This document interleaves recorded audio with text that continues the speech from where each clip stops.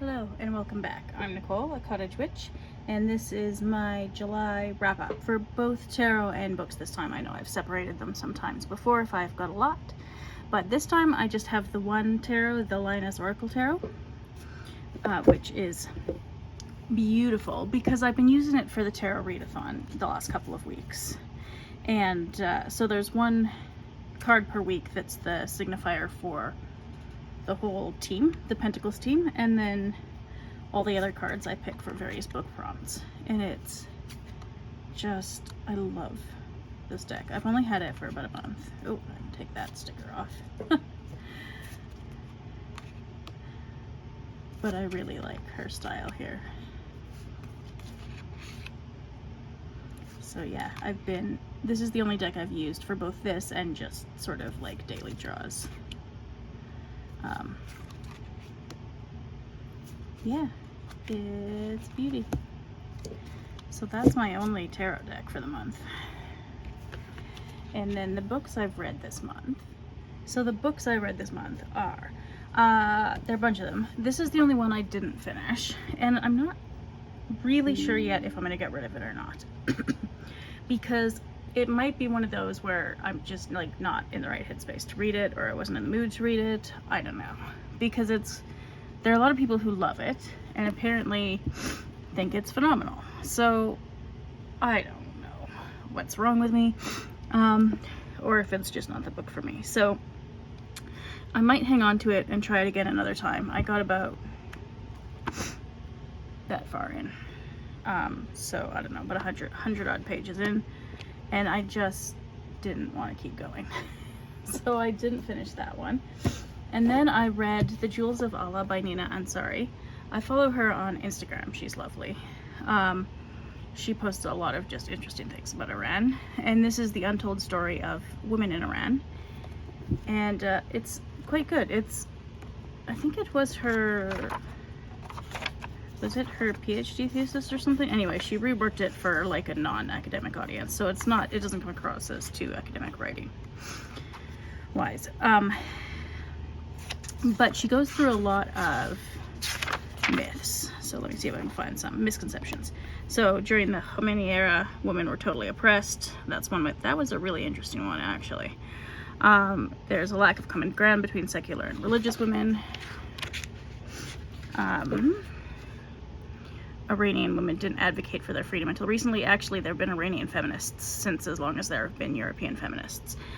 So it is a really interesting history that starts with the Shah, the Qajar dynasty Shah, and then the Shah before the revolution, and then the revolution.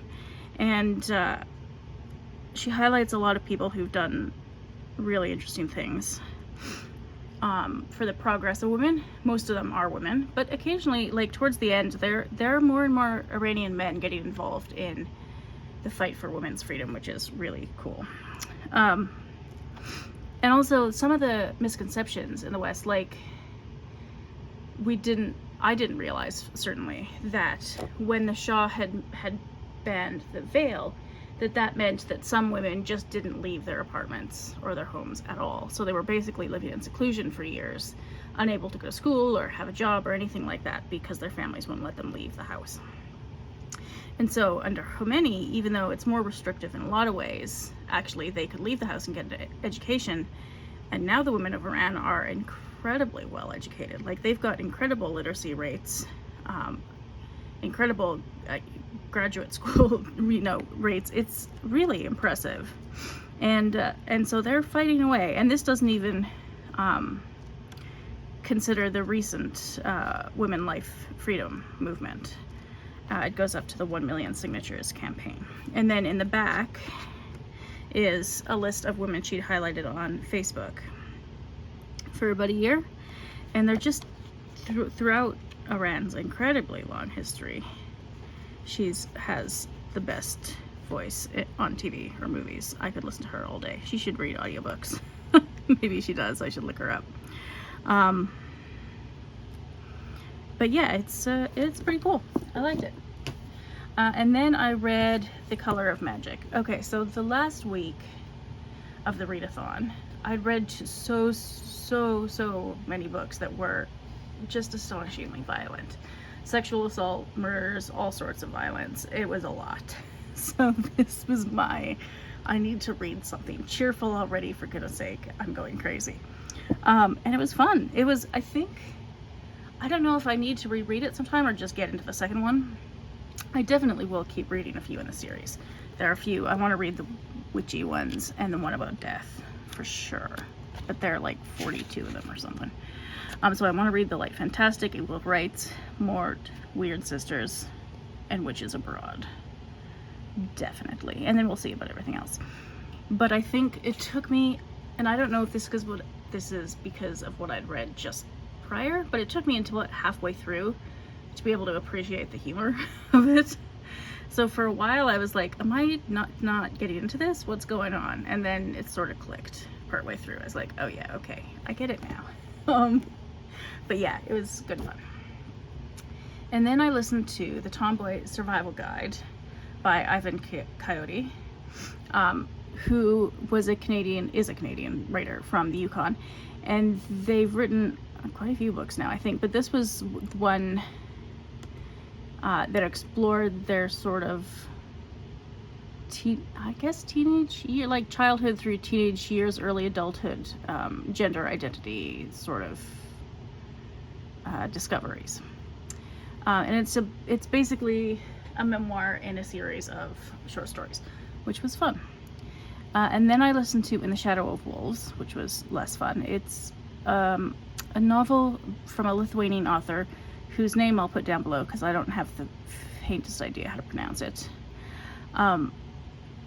It's really bleak.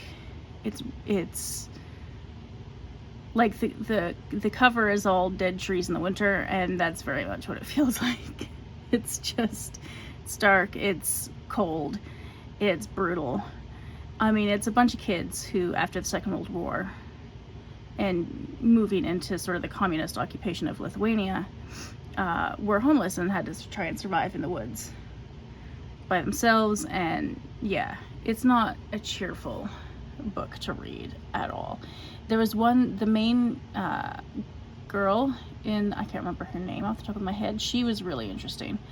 There were a few other characters. I found their parts a bit confusing because they weren't really, I felt, fully developed. But the main girl was good. I liked her. And then I listened to the Norse Mythology, which is a great courses audiobook by Jackson Crawford, who has a YouTube channel about Norse mythology and everything, and I taught at a couple of universities and stuff. And it was pretty good. The parts that I liked the most were not the retellings of the stories. They were sort of explanations or context for the stories. Those were pretty cool. The actual retellings, I just prefer to listen to the actual full retellings rather than a summary. But that's me. And then I read this one, Harry Potter and Philosophy, If Aristotle Ran Hogwarts. And it's a collection of essays that's some were great, some were a little meh. So yeah, I don't know, like this feminism one I thought would be better. It wasn't. Ethics I'm always interested in. Morality I'm always interested in. So yeah, I don't know, I expected it to kind of be better. I feel like maybe they dumbed things down a little bit because they didn't know what people could understand, but after listening to the Philosophy Bites podcast, I think they could have just made it a bit more thought-provoking, I guess. It was a bit meh overall. Like, there were some ones that I liked, but on the whole, yeah, So that was a little bit disappointing, I guess. But like, I still thought it was like maybe 3 stars out of 5 or something like that. You know, I didn't think it was bad. I just thought I would like it more than I did. And then I listened to Classic Novels, which is another great courses book on Audible. And it's this Professor Arnold Weinstein who just goes through, I don't know how many novels, maybe about a dozen, 10, or I don't know, thereabouts, and spends 1 or 2 lectures on each of them, going through some of the things that he just finds really interesting about them. or thought-provoking or whatever, engaging. And yeah, it's pretty cool. Might even convince me to read Faulkner, maybe. We'll see. And then I read Kafka's Transformation. So this was one of the books that he talked about. And this book had been on my list for I don't know how many years, a lot of them. And of course the Transformation is good. The book I actually liked most, though, I'll just go to the table of contents, that'll be easiest, was In the Penal Colony. I thought that was the best one. It was quite disturbing, but really interesting. And then I really like these ones that are called they're either translated as meditations or contemplations, depending on which translation you use. But they're so short. Like that's the entire short story. And that one I actually quite liked, that Sunwalk. There were a few others that are even shorter than this. Some of them I didn't love so much. Like, that's kind of interesting. What was the other one I liked? There's one about a tree. Oh, A Window on the Street's interesting. Bit of racism there. And The Trees was like, it's what, 3 sentences? So yeah, that was, I didn't expect them to be quite that short, but that was fun. I don't think I've ever read short stories that short. And then I read American Gothic Fiction by Alan Lloyd Smith. This, I don't know who publishes these. Continuum. Okay, they need to get their act together, because it does not need to be this big with this much white space. It makes it really hard to read.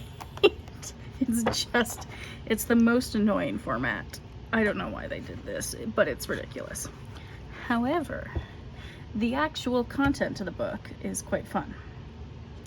There were some books that I thought that he categorized as Gothic that I wasn't really convinced that they were Gothic, and then there were some, like the Bronte's books, Wuthering Heights and Jane Eyre, which I think are like classic Gothic, that he thought were only partially Gothic. So I thought, that's interesting.